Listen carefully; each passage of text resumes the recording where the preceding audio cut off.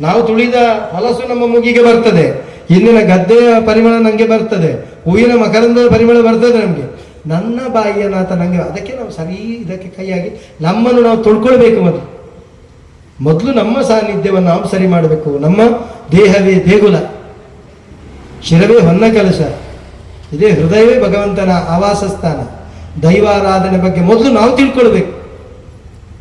ಎಷ್ಟು ದೈವಗಳನ್ನು ಪೂಜೆ ಮಾಡ್ತೀರಾ ಅನ್ನೋದು ಮುಖ್ಯ ಅಲ್ಲ, ಆ ದೈವಗಳ ಬಗ್ಗೆ ನಿಮ್ಗೆ ಎಷ್ಟು ತಿಳಿದಿದೆ ಇದು ಮುಖ್ಯ. ಜ್ಞಾನ ಇದೆ, ಇದು ಮುಖ್ಯ.